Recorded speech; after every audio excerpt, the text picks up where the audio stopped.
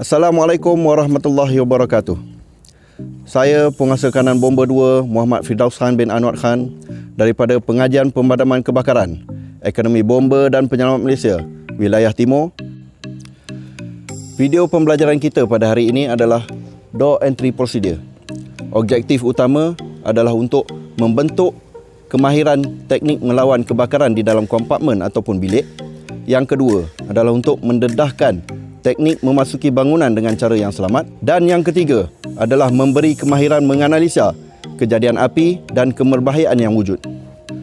Terdapat dua perkara yang utama yang perlu kita titik beratkan dalam Door Entry Procedure. Yang pertama, size up, dan yang kedua, keselamatan. Size up. Kita perlu lihat pada perubahan pintu, rasakan bahangan pada pintu, pastikan bahawa selamat untuk dimasuki, dan yang terakhir, petunjuk B-shaft, iaitu building, smoke, air, heat dan flame. Keselamatan. Jangan gunakan pintu sebagai laluan masuk jika tidak selamat. Pastikan backdraft tidak berlaku. Elakkan memberi pembukaan yang besar untuk mengelakkan penambahan oksigen kepada punca api. Perkara-perkara yang perlu dilakukan semasa door entry procedure adalah size up, cool above ataupun temperature check, assess interior condition, risk assessment, cool above ataupun temperature check, make entry if safe. Size up. Penilaian B shaft, iaitu bangunan, asap, jalur udara, kepanasan dan api. B. Building ataupun bangunan. Kita perlu memastikan struktur bangunan selamat ataupun tidak, jenis bahan binaan yang digunakan dan jangka masa kebakaran yang telah berlaku. S. Smoke ataupun asap. Kita perlu melihat warna, ketebalan dan pergerakan asap. A. Air ataupun jalur udara.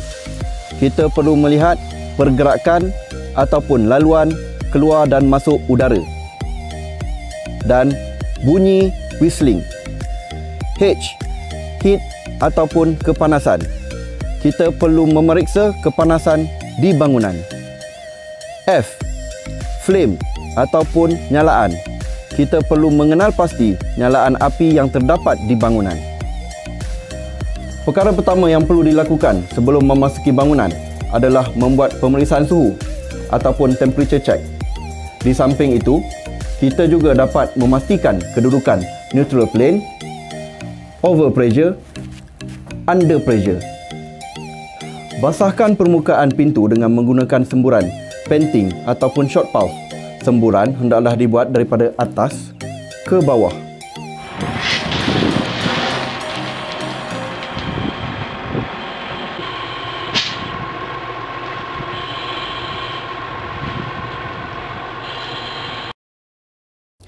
Lihat pengeringan air pada permukaan pintu.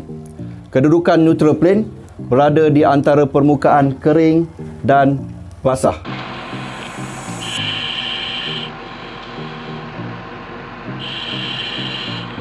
Itu adalah neutral plane. Neutral plane adalah garisan pemisah antara over pressure dan under pressure, di mana over pressure terdapatnya udara-udara panas, gas-gas mudah terbakar dan beracun. Manakala under pressure pula masih terdapat oksigen dan udara sejuk. Tindakan seterusnya adalah cool above. Lakukan semburan short pulse sebanyak 2 kali di bahagian atas permukaan pintu, kiri dan kanan.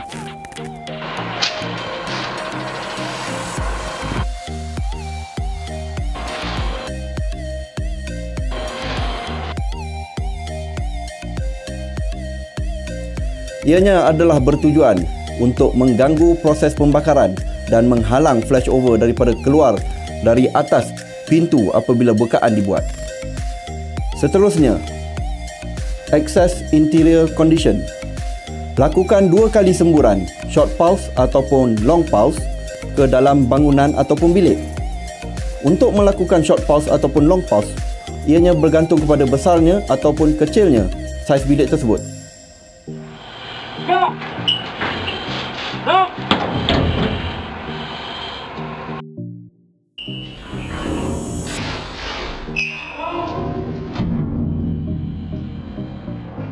Kemudian, tutup semula pintu. Seterusnya, risk assessment. Lakukan risk assessment iaitu penilaian risiko untuk masuk.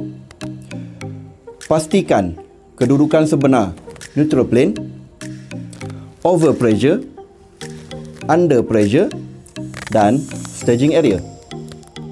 Lakukan proses cool above dan access interior condition berulang kali sehingga bangunan selamat untuk dimasuki. Go! Go!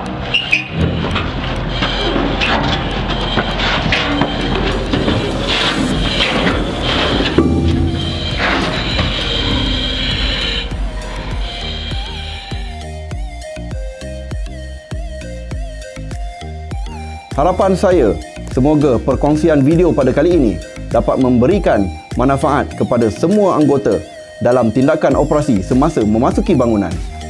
Semoga berjumpa lagi di video pembelajaran yang akan datang. Sekian, terima kasih.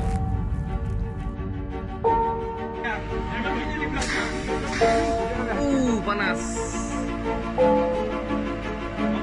Domen. Sim.